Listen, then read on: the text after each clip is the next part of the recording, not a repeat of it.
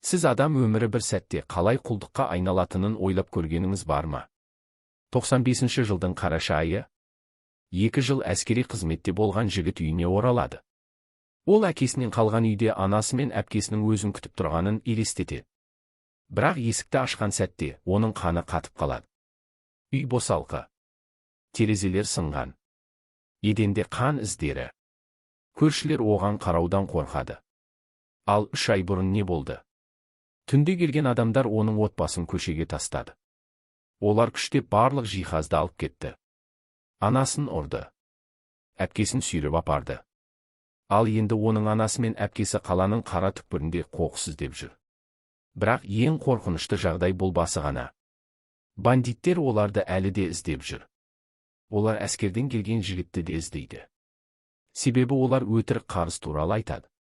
Бұл тарихта сіз біліп аласыз, қалай бір отбасы өз үйінде құлдыққа түсті, қалай бандиттер заңсыз қарыз үшін адамдарды қуғындады, және қалай бір жігіт өз отбасын құтқару үшін өмірін қатерге тіктеді.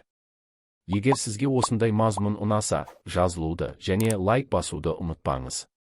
Бұл арнаның дамуына көмектеседі. Поезд Алматы вокзалына таңғы сағат 6-да келді. Ержан 2 жыл бұрын қоштасқан платформада тұрды.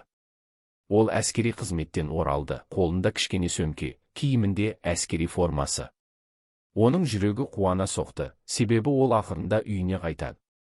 Ол вокзал алаңын аралап, таныс жүздерді іздеді. Анасы Сәуле міндетті түрде келуі керек еді. Әпкесі Айман да келуге уәде берген болатын. Бірақ алаңда тек бөтен адамдар ғана жүрді. Ержан сағатына қарады. 6:30. Мүмкін олар кешігіп қалғандыр деп ойлады. Ол тағы 20 минут күтті. Вокзалда адамдар азайып, тек жұмысқа асығушылар қалды. Ержан ішінде мазасыздану пайда болғанын сезді. Ол ақырында автобуске отыруға шешім қабылдады. Автобус қаланың орталығынан өтіп, Ержанның ауданына қарай жүрді. Терезеден қарағанда ол көп нәрсенің өзгергенін байқады. Жаңа дүкендер пайда болған, ескі ғимараттар бұзылған. Қала өзгерді, бірақ оның ойы тек үйінде ғана еді. Ол анасының дайындаған самсасын, әпкесінің күлкісін елестетті. Автобус оның аялдамасына тоқтады. Ержан түсіп, таныс көшемен жүрді. Көршілердің үйлері әлі де өз орындарында тұрды. Манап ағаның үйінен түтін шығып тұрды. Гүлнәр апаның ауласында тауық жүрді. Барлығы қалыпты көрінді. Бірақ өз үйіне жақындаған сайын, Ержан бір нәрсенің дұрыс еместігін сезді. Үйдің терезелері қараңғы болды. Мұржадан түтін шықпайды. Аулада қар сыпырылмаған, аяқ іздері жоқ. Ержан қадамдарын тездетті. Есік алдына келгенде оның жүрегі тоқтағандай болды. Құлып сынған еді. Есік сәл ашық тұрды. Ержан есікті итеріп ашты. Оның көзіне бірден ішкі қараңғылық түсті. Ол үйге кірді. Ішінде ештеңе жоқ болды. Үстелдер жоқ. Орындықтар жоқ. Тіпті қабырғадағы сурет рамалары да жоқ. Еден таза сыпырылған, бірақ бұрыштарда қоқыс жатыр. Асханаға барды. Онда да ештеңе жоқ. Пеш суық. Шкафтар ашық, ішінде бос. Ержан жатын бөлмеге жүгірді. Онда да дәл солай. Кереует жоқ. Киім шкафы жоқ.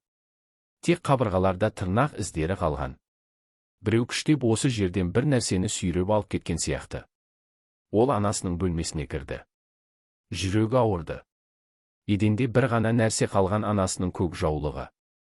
Ержан оны көтеріп алды. Жаулық ескі, бұрышы жыртылған. Ол жаулықты иіскеп көрді. Анасының хош иісі әлі де сақталған. Ержан аулаға шығып, көршілердің үйіне қарады. Олардың терезелерінде пердалар тез жабылды. Біреу оны бақылап тұр. Біреу оның үйге келгенін көрді. Бірақ ешкім шығып сәлемдесуге келген жоқ. Ержан манап ағаның есігіне барып, қатты қақты. Ішінен аяқ дыбысы естілді, бірақ есік ашылмады. Ол тағы қақты. Есік сәл ашылды, тек тізбектің ұзындығынша. Манап ағаның қорыққан көзі көрінді. Манап ағам, мен Ержанмын, анамды көрдіңіз бе деп сұрады ол. Көрші оған қарап, бірден есікті жабуға тырысты. Бірақ Ержан күштеп есікті ұстап тұрды. Манап аға, өтінемін, маған не болғанын айтыңыз деп жалынды ол. Көрші бірнеше секунд ойланды, содан кейін тізбекті ашып, оны тез ішке кіргізді. Манап аға есікті артынан жауып құлыптады. Ол Ержанды ішкі бөлмеге алып барды, онда терезеге пердалар тартылған еді. Үйде тек Манап ағаның әйелі Роза апа отырды. Ол Ержанды көріп, қолын аузына қойды. «Балам, сен қайдан келдің?» деп сыбырлады ол.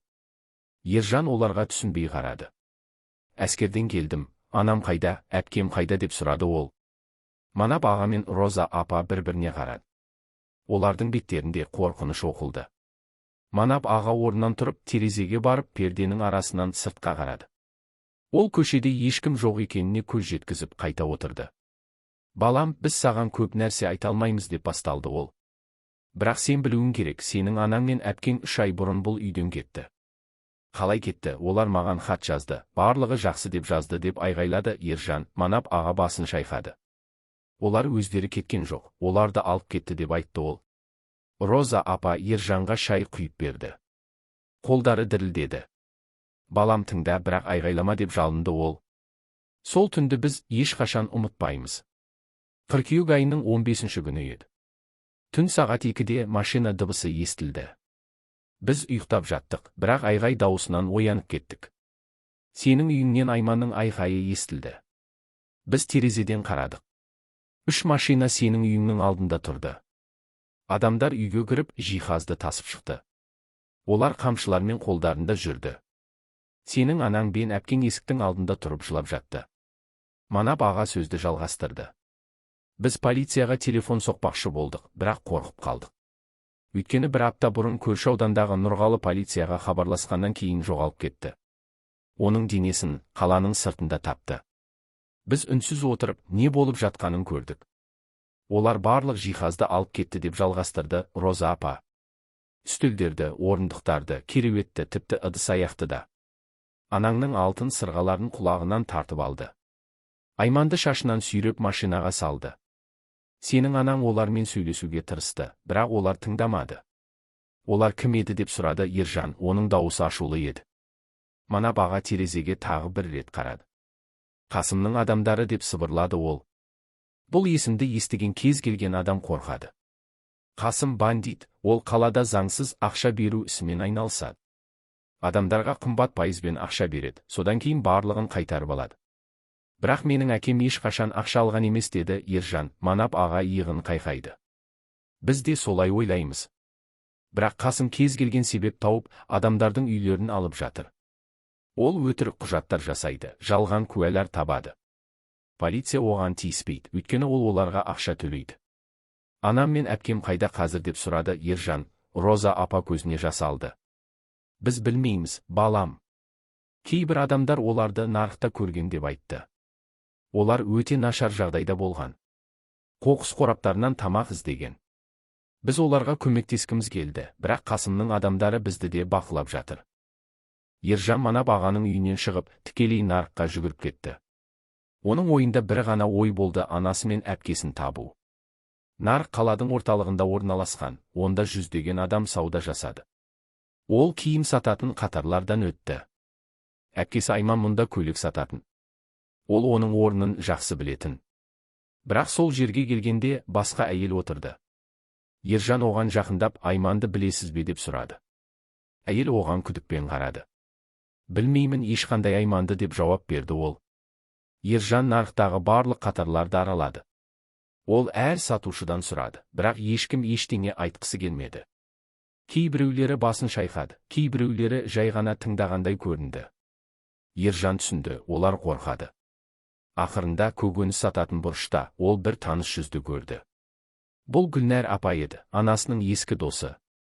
Ол картоп сатып отырды. Ержан оған жақындады. Гүлнәр апа, мен Ержанмын, анамды көрдіңіз бе деп сұрады ол. Гүлнәр апа оның дауысын естіп, басын көтерді. Ержанды көргенде оның беті кетті. Ол тез төңірегіне қарады, содан кейін Ержанның қолынан ұстап, артқы жаққа апарды. Балам, сен өлгенсің деп ойладым деп сыбырлады ол. Мен әскерден келдім деді Ержан, анам мен әпкем қайда? Гүлнәр апа көзін сүртті. Балам, олар өте қиын жағдайда. Мен Айманды 2 апта бұрын мұнда көрдім. Ол адамдардан ақша сұрап жүрді. Киімі жыртық, шашы кесілген. Мен оған жақындағым келді, бірақ бір топ жігіттер маған жолды бөгеді. Олар кім еді деп сұрады Ержан. Гүлнәр апа үрейленді. Қасымның адамдары. Олар Айманды нарықтан қуып шығарды. Оны итпен қуғандай қуып жіберді. Айман автовокзал жаққа қарай жүгірді. Содан кейін мен оны көрген жоқпын. Ержан Гүлнәр апаның қолынан ұстады. Апа, өтінемін, тағы не білесіз? Гүлнәр апа терең тыныс алды. Балам, мен сенің анаңды да көрдім. Бір ай бұрын. Ол автобус аялдамасының жанында отырды. Денесі өте әлсіз көрінді. Мен оған жақындадым, бірақ ол мені танымады. Көзіне қарағанда бір нәрсе оны өте қатты қорқытқан сияқты. Қайда кетті деп сұрады Ержан. Гүлнәр апа басын шайқады. Білмеймін, бір әйел оны көтеріп алып, машинаға отырғызды. Бірақ ол машина қай жаққа кеткенін көрген жоқпын. Балам, сен өте сақ болуың керек. Қасым сені де іздейді. Ол әскерден келген жігіттерді жек көреді, өйткені олар одан қорықпайды. Ержан Гүлнәр апамен қоштасып, автовокзалға жүгіріп кетті. Жол ұзақ болды, ол жарты сағат жаяу жүрді. Автовокзал қаланың шетінде көне ғимаратта орналасқан. Ол онда жүздеген рет болған, өйткені әпкесі сонда жұмыс істеген. Бірақ енді автовокзал басқа көрінді. Терезелерінің көбі сынған, есіктері бекітілген. Ішінде аз адам болды. Ержан кассаға барды. Онда қарт әйел отырды. Айман деген қызды білесіз бе? Ол мұнда жұмыс істеген еді деп сұрады ол.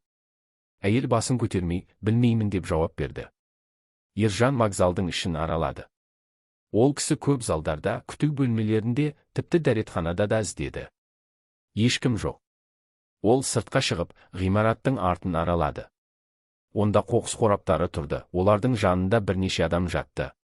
Бұл бомждар еді, олар қораптардың жылуымен жылынып жатты. Ержан оларға жақындады. Кешіріңіз, Айман немесе Сәуле деген әйелдерді көрдіңіздер ме деп сұрады ол. Бір кәрі еркек басын көтеріп, оған қарады. Көп әйел мұнда келеді деп мұңлы айтты ол. Барлығы бірдей көрінеді, ашқа, суыққа. Ержан түңілді. Ол вокзалдың алдына оралып, жолдың шетінде отырды. Күн батып бара жатты, ауа суи бастады. Ол білмеді не істеуге. Анасы мен әпкесі осы үлкен қалада қайдадыр жасырынып жүр, бірақ қайдан табуды білмеді. Түн түсті. Автовокзалдағы жарықтар сөніп, тек бір-екі шам ғана жанды. Ержан әлі де вокзалдың алдында отырды. Ол қозғалмады, тек жолға қарап отырды. Су оның сүйегіне өтті, бірақ ол байқаған жоқ.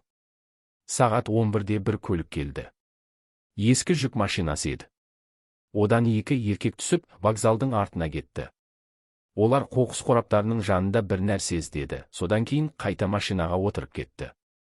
Ержан оларды бақылады, бірақ олар таныс емес еді. Тағы бір сағат өтті. Вокзалда енді ешкім қалмады. Тіпті бомждар да қоқыс қораптарының артына жасырынды. Ержан тұрып аулап жүргісі келді, бірақ дене күші болмады.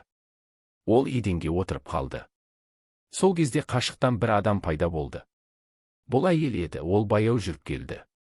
Киімі жыртық, басында ескі орамал байланған. Ол вокзалға жақындай берді.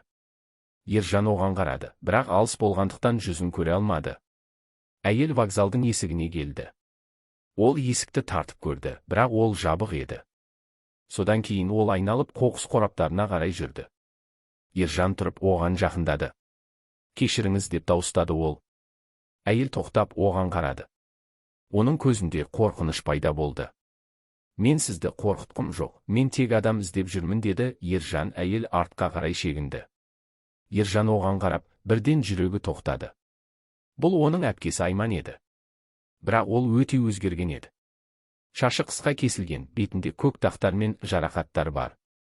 Денесі өте арық, көзі шөккен. Айман, бұл менмін, Ержан деп айқайлады ол. Әйел оған қарап көзін кеңірек ашты. Ержан деп сыбырлады ол. Содан кейін ол алдыға жүгіріп келіп, ағасының құшағына құлады. Ол қатты жылады, оның денесі дірілдеді. Ержан оны құшақтап, шашын сипады. Айман, сен қалайсың, ана қайда деп сұрады ол. Айман жылауын тоқтата алмады. Ағай, кешір, мен сені қорғай алмадым деп қайталады ол. Ержан оны біраз тыныштыруға тырысты. Айман ақырында жылауды тоқтатып, ағасының көзіне қарады. Ана ауру, ол өте ауру, деді ол. Біз оны жасырдық, бірақ ол әлсіз. Оған дәрі керек, бірақ бізде ақша жоқ. Ана қайда деп қатты сұрады Ержан. Айман айналаға қарады. Олар бізді бақылап жатыр, мұнда сөйлесуге болмайды, деді ол. Ол ағасының қолынан ұстап, вокзалдан алыстауға апарды. Олар қараңғы көшелермен жүрді. Айман әр бұрылыста артқа қарап, бақылап тұрды. Олар қаланың шетіндегі ескі зауыт аумағына келді. Онда бірнеше бұзылған ғимараттар тұрды. Айман біреуіне нұсқады. Ол сонда, деді ол. Бірақ сақ бол, біреу бізді көрсе, оны өлтіреді. Олар полицияға да, көршілерге де айтпауымызды айтты. Кім олар деп сұрады Ержан. Айман басын төмен салды. Қасымның адамдары. Олар айтады, әкең оларға үлкен қарыз қалдырған. Бірақ бұл өтірік, ағай. Әке ешқашан ақша алған емес. Олар жай ғана бізді тонап, енді құл ретінде ұстап жатыр. Ержан Айманды қауіпсіз жерге апаруға шешім қабылдады. Ол әпкесін ескі досы Серікке апарды. Серік әскерде бірге қызмет еткен, енді қаланың басқа ауданында жалдамалы үйде тұратын. Ержан есікті қақты. Серік есікті ашып, досын көріп таңданды. Ержан, сен қашан келдің деп қуанып сұрады Серік, бірақ Ержанның бетін көріп, оның бір нәрсе қате екенін түсінді. Кір, не болды деп сұрады ол. Ержан Айманды ішке кіргізіп, Серікке жағдайды түсіндірді. Серік тыңдап, басын шайқады. Қасым деген атты естідім, өте қауіпті адам, деді ол. Ержан Серіктен әпкесін бір уақытқа ұстап қалуды сұрады. Серік келісті.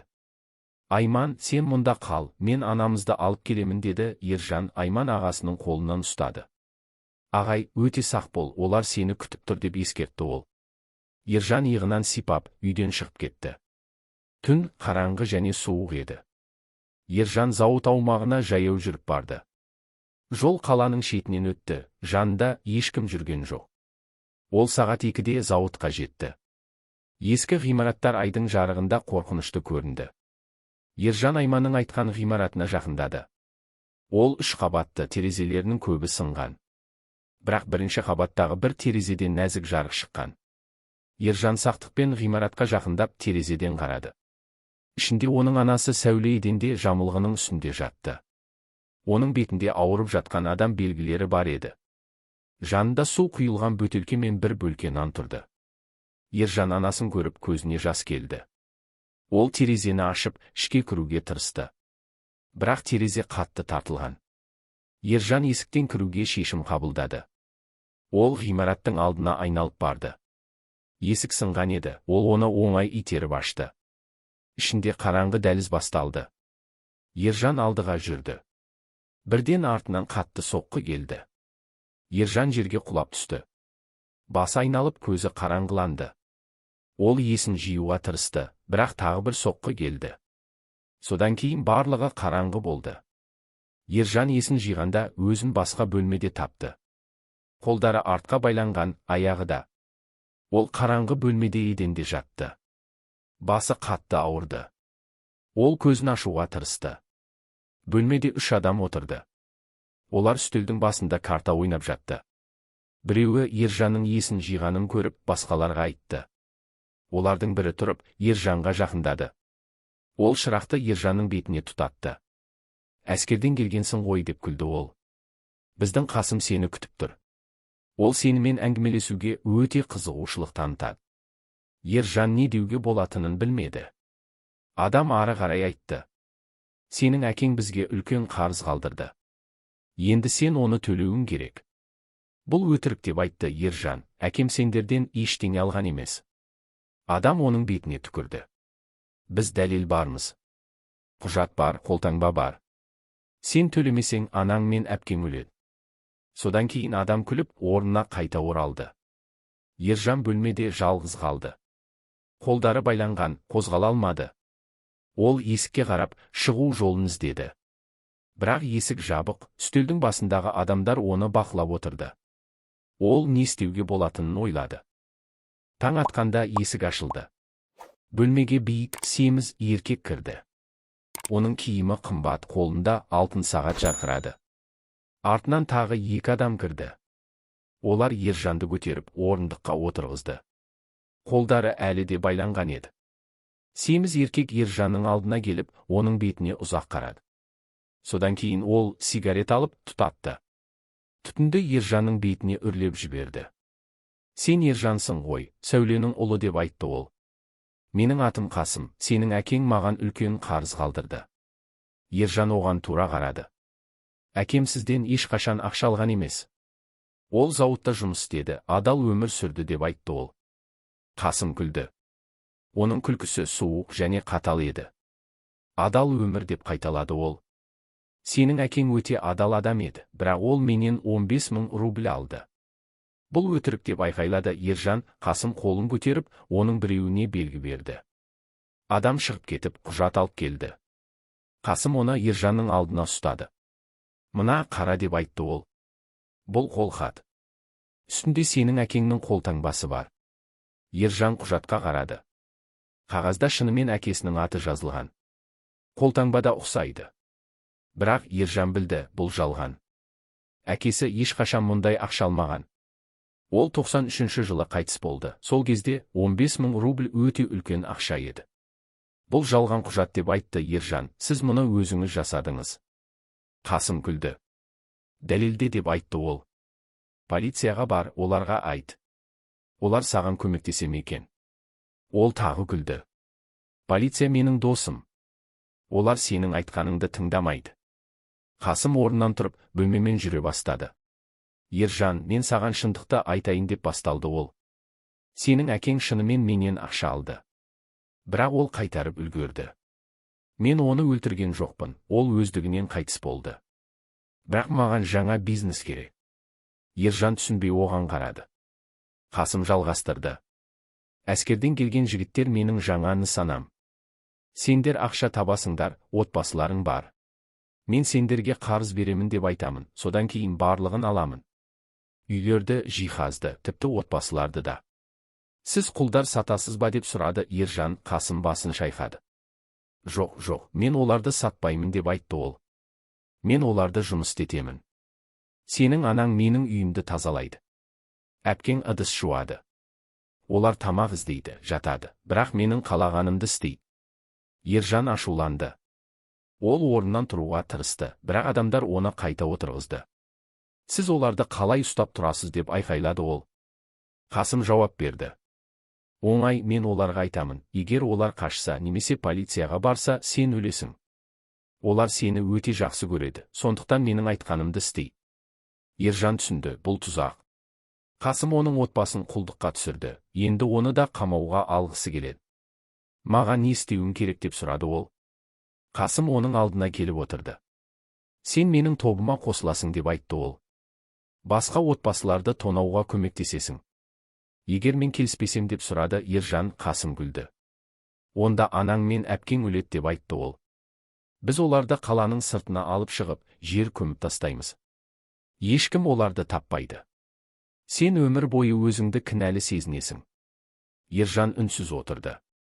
Ол білмеді не істеуге. Егер келсе, басқа отбасыларды зардап шегеді. Егер келіспесе, өз отбасы өледі. Қасым оған 3 күн уақыт берді. 3 күннен кейін жауап беруі керек. Егер ол келсе, анасы мен әпкесі босатылады. Егер келіспесе, олар өледі. Қасым бөлмеден шығып кетті. Адамдар Ержанның байлауын шешіп, оны есіктен итеріп шығарды. Ержан өзін зауыттың сыртында тапты. Күн туып қалған, адамдар жұмысқа асығып жүрді. Ол жалғыз, ашыққан және үмітсіз еді. Ержан Серіктің үйіне оралды. Айман оны есікте күтіп тұрды. Ол ағасының бетін көріп, не болғанын сұрады. Ержан ішке кіріп, барлығын айтып берді. Қасыммен кездесуін, қарыз туралы өтірікті, 3 күндік мерзімді. Айман жылап жіберді. Ағай, біз не істейміз деп сұрады ол. Бізде ақша жоқ. 10 000 рубль өте үлкен ақша. Серікте олардың әңгімесін тыңдап тұрды. Ол ойланып қалды. Ержан, менде бір идея бар деп айтты ол. Бірақ қауіпті. Не деп сұрады Ержан. Серік терезеге барып, сыртқа қарады. Менің бір танысым бар, Тілек деген жігіт деп айтты ол. Ол әскерде сенімен бірге қызмет еткен емес пе? Ержан басын шайқады. Иә, Тілек менің досым еді. Бірақ ол енді қайда? Серік оған қарады. Ол енді қара нарықта жұмыс істейді деп айтты ол. Есірткі сатады, ұрланған заттарды өткізеді. Бірақ ол тез ақша табуды біледі. Егер оған барсаң, ол саған көмектесе алады. Ержан ойланды. Ол Тілекті жақсы білетін, бірақ соңғы рет көргенде ол адал адам еді. Таңертең Ержан қара нарыққа барды. Бұл қаланың ең қауіпті аймағы еді.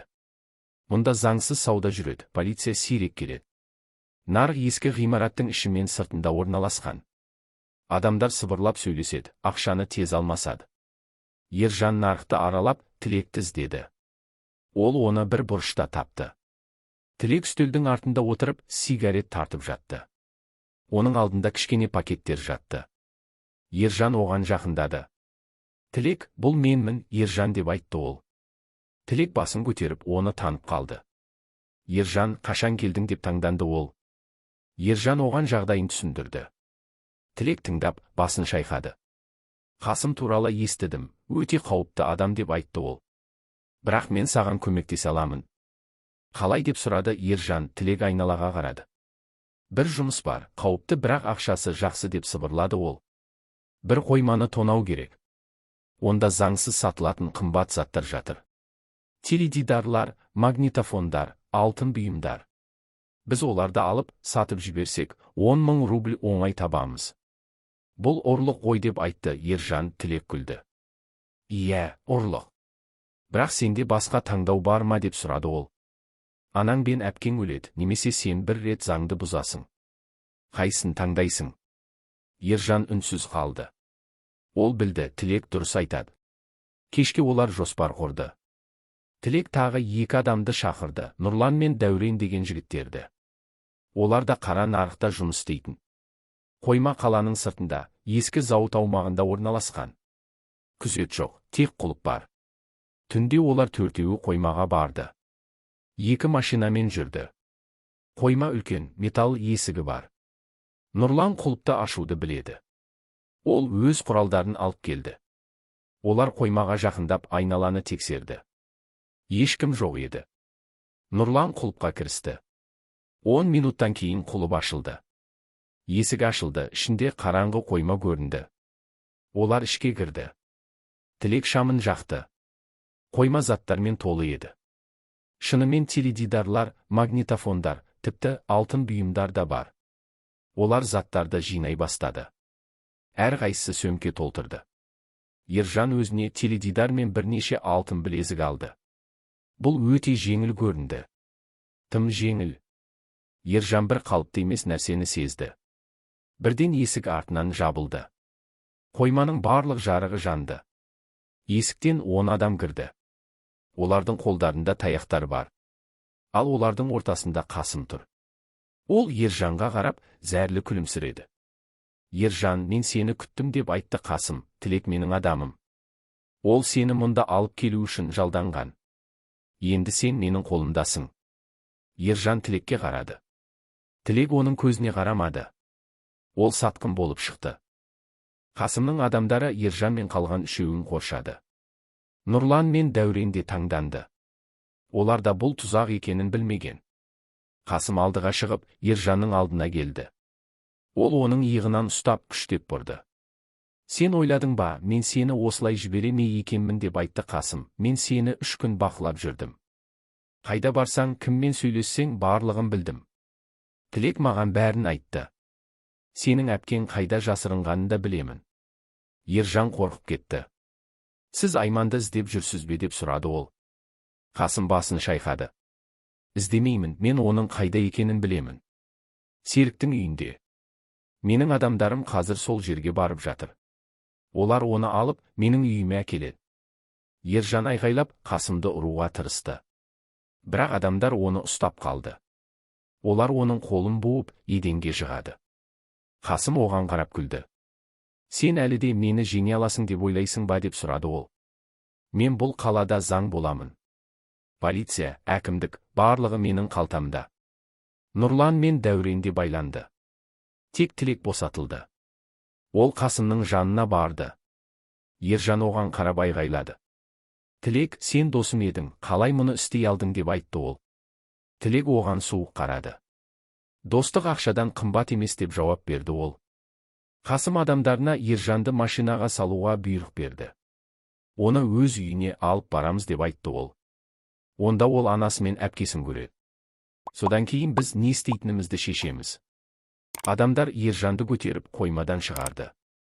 Олар үлкен қара машинаға отырғызды. Ержан артқы орындықта екі адамның ортасында отырды. Машина қала көшелерімен жүре бастады. Ержан терезеден сыртқа қарады. Адамдар өз өмірімен өмір сүреді, ешкім оның дертін білмейді. Жарты сағаттан кейін олар қаланың жақсы аймағына келді. Мұнда үлкен үйлер, жасыл аулалар бар. Машина бір үлкен үйдің алдында тоқтады. Екі қабатты, ақ қабырғалы, алдында металл қақпа бар. Адамдар Ержанды машинадан түсіріп үйге апарды. Есік ашылды, ішінде жарық зал көрінді. Қымбат жиһаз, үлкен теледидар, еденде қымбат кілем жатыр. Қасым ішке кіріп, орындыққа отырды. Ержанды залдың ортасына әкеліп тастады. Қасым сигарет тұтатып, оған қарады. Енді мен саған өз үйімді көрсетейін деп айтты ол. Ол біреуіне белгі берді. Адам шығып кетіп, екі әйелді алып келді. Бұл Ержанның анасы Сәуле және әпкесі Айман еді. Олар екеуі де өте нашар жағдайда еді. Анасының шашы ақ түске айналған, бетінде қорқыныш белгілері. Айманның көзі көкірген, қолдарында байлаулар іздері. Олар Ержанды көріп, жылағысы келді, бірақ Қасымның адамдары оларды тыйды. Ержан оларға жақындауға тырысты, бірақ оны ұстап қалды. Анасы оған қарап, жылап жіберді. Ұлым, кешір, біз сені құтқара алмадық деп айтты ол. Ержан да жылады. Ана, мен сендерді құтқарамын, уәде беремін деп айғайлады ол. Қасым қолын көтеріп, үнсіздікті талап етті. Енді барлығыңыз менің үйімдесіңдер деп айтты ол. Сендер менің айтқанымды істейсіңдер. Егер біреулеріңіз қашуға тырысса, қалғандары өледі. Егер полицияға барсаңдар, барлығың өлесіңдер. Түсінікті ме? Ержан оған қарады. Сіз бізді қанша уақыт ұстап тұра аласыз деп сұрады ол. Қасым күлді. Өмір бойы деп жауап берді ол. Сендер менің құлдарымсың. Мен қалағанымды істеймін. Ал енді жұмысқа кірісіңдер. Ержан, сен ауланы тазалайсың. Ержан Қасымның үйінде 3 күн жұмыс істеді. Ол таңертең 5-тен түнгі 12-ге дейін жұмыс істеді. Ауланы сыпырды, жерді қазды, қоқысты тастады. Анасы үй ішін тазалады. Әпкесі ыдыс жуады және тамақ дайындады. Олар тамақты күнде 2 рет ғана алды. Түнде олар үшеуі подвалда ұйықтады. Подвал суық және ылғалды. Онда тек 2 кереует бар. Олар бір-біріне жақын жатып, жылынды. Ержан анасымен әпкесімен қашу жоспарын әңгімеледі, бірақ олар қорқады. 3-ші күннің кешінде Қасым Ержанды өз кабинетіне шақырды. Кабинет үлкен, қымбат жиһазбен толы. Қасым үстелдің артында отырып, коньяк ішіп жатты. Ержан есік алдында тұрды. Қасым оған отыруға белгі берді. Ержан, мен саған шындықты айтайын деп басталды Қасым, сенің әкең шынымен менен ақша алды. Бірақ ол барлығын қайтарды. Мен оған ештеңе қарызды емеспін. Ержан таңданды. Онда неге бізді ұстап тұрсыз деп сұрады ол. Қасым күлді. Себебі мен жаңа бизнес құрдым деп айтты ол. Әскерден келген жігіттер менің нысанам. Сендер әдетте ақшасыз келесіңдер, отбасыларың қажет. Мен сендерге жалған қарыз туралы айтамын, содан кейін барлығын аламын. Бірақ неге деп сұрады Ержан. Қасым оған қарады. Себебі мен ақшаны жақсы көремін деп айтты ол. Сенің үйіңді саттым. 10 000 рубльге. Жиһазыңды да саттым.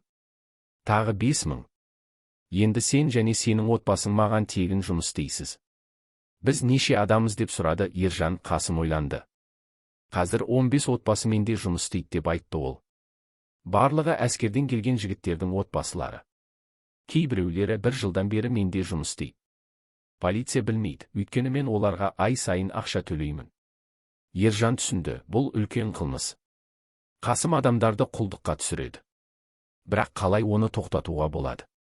Ол полицияға бара алмайды, өйткені олар Қасымның қалтасында. Ол қаша алмайды, өйткені анасы мен әпкесі қалады.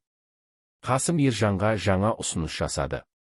Егер сен маған басқа отбасыларды табуға көмектессең, мен сені азат етемін деп айтты ол. Сен әскерден келген жігіттерді білесің.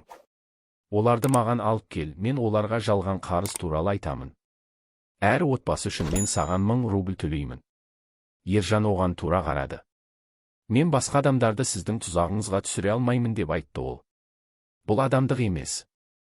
Қасым күлді. Онда өз отбасыңмен бірге өмір бойы менде жұмыс істей берерсің деп айтты ол. Ержан ойланды. Ол білді, егер келсе, басқа отбасылар зардап шегеді. Бірақ егер келіспесе, өз отбасы мәңгі құлдықта қалады. Ол қандай шешім қабылдауы керек? Қасым оған 1 апта уақыт берді. 1 аптадан кейін жауап беруі керек. Сол түні Ержан ұйықтай алмады. Ол подвалда жатып, шыға жол ойлады. Ол анасы мен әпкесімен сыбырлап сөйлесті. Олар қашу керек екенін түсінді. Бірақ қалай? Қасымның адамдары оларды күндіз-түні бақылап жүр. Ержан үйдің жоспарын ойлады. Есік алдында 2 күзет тұр. Аулада тағы 2 бар. Подвалдың терезесі өте кішкене, адам өте алмайды. Бірақ ол басқа шығу жолын табуы керек. Анасы мен әпкесінің өмірі оған байланысты. 5-ші күні Ержан үйдің барлық бөлмелерін зерттеді. Ол қоқыс тастағанда үйдің артындағы есікті тапты. Бұл есік қызметшілер үшін, ол тікелей көшеге шығады. Бірақ онда да құлып бар. Ержан кілтті табуы керек. Кешке ол Қасымның кабинетін тазалады. Қасым сол кезде жоқ, бизнеске кеткен. Ержан үстелдің үстін сүрте бастады. Ол тартпаны ашып қарады. Онда көптеген құжаттар жатыр. Бір құжатта 15 отбасының тізімі жазылған. Олардың бәрі Қасымның құлдары. Ержан құжатты алып, киіміне жасырды. Бұл дәлел. Егер ол полицияға көрсетсе, мүмкін олар сенеді. Ол тартпаны жабуға тырысқанда түбінде кілттер көрді. Оның ішінде артқы есіктің кілті де бар. Ержан кілтті алып, подвалға қайтты. Анасы мен әпкесі оны күтіп тұрды. Ол оларға кілт пен құжатты көрсетті. Біз бүгін түнде қашамыз деп айтты ол. Олар түнде 2-ні күтті. Күзеттер әдетте сағат 2-ден кейін шаршап, ұйықтап қалады. Түн 2:30-да Ержан терезеден сыртқа қарады. Күзеттер машинада отырып, ұйықтап жатыр. Ол анасы мен әпкесін ояды. Олар тез киінді. Ержан подвалдан шығып, ішкі дәлізбен жүрді. Олар үшеуі тынышталып, артқы есікке жақындады. Ержан кілтті құлыпқа салды. Құлып сырт етті. Есік ашылды. Сыртта суық түн ауасы. Олар есіктен шығып көшеге жүгірді. Артта үйден ит үреді. Қасымның иттері оларды сезді. Жүр, жүгіреміз деп айғайлады Ержан. Олар үшеуі көшемен жүгіре бастады. Артта айқай дауысы естілді. Күзеттер оянды. Машина моторы қосылды. Олар қуып келеді. Ержан анасы мен әпкесінің қолынан ұстап, қараңғы шолақ көшелермен жүгірді. Олар бір үйдің артына жасырынды. Машина өтіп кетті. Бірақ олар әлі қауіпсіз емес. Қасымның адамдары аймақты іздеп жүр. Олар полиция бөліміне жүгіріп барды. Ержан есікті қатты қақты. Бір полицей есікті ашты. Не керек деп сұрады ол. Ержан оған дәлелді көрсетті. Қасым адамдарды құлдықта ұстап жатыр, мына құжат деп айғайлады ол. Полицей құжатты алып оқыды. Содан кейін ол Ержанға қарады. Күт, мен бастықты шақырамын деп айтты ол. Ол ішке кірді. Бірнеше минуттан кейін үлкен полицей шықты. Ол Ержанды танып қалды. Бұл Қасымның адамы еді. Сен не істеп жүрсің мұнда деп сұрады ол. Ержан артқа шегінді. Ол түсінді, бұл полиция бөлімі де Қасымның қолында. Олар қауіпті орында. Анасы мен әпкесінің қолынан ұстап, есіктен шығып кетті. Олар қайта жүгіре бастады. Вокзалға баруымыз керек деп айтты Ержан, біз қаладан кетуіміз керек. Олар вокзалға қарай жүгірді. Артта машина дыбысы естілді. Қасымның адамдары оларды қуып жетті. Вокзал жақын еді. Ержан анасы мен әпкесін итеріп, алдыға жіберді. Вокзалға жүгіріңдер, поездға отырыңдар деп айғайлады ол. Мен оларды тоқтатамын. Анасы артта қарады. Ұлым, сен не деп жатырсың, біз сенсіз кете алмаймыз деп жылады ол. Жүріңдер, мен келемін деп айтты Ержан. Анасы мен әпкесі вокзалға жүгіріп кетті. Ержан машинаны күтіп тұрды. Машина келіп, оның алдында тоқтады. Қасым түсіп, оған жақындады. Сен қашып құтыла алмайсың деп айтты ол. Ержан оған қарады. Мен құтылдым деп жауап берді ол. Анам мен әпкем енді еркін. Сіз бізді қайта таба алмайсыз. Қасым күлді. Біз көреміз деп айтты ол. Ол адамдарына Ержанды ұстауға бұйрық берді. Бірден полиция сирена дыбысы естілді. Шынайы полиция машиналары келіп жатыр. Анасы вокзалда шынайы полицейді тауып, барлығын айтқан. Қасым машинаға секіріп, қашып кетті. Ержан жерге отырып жылады. Олар ақырында еркін болды.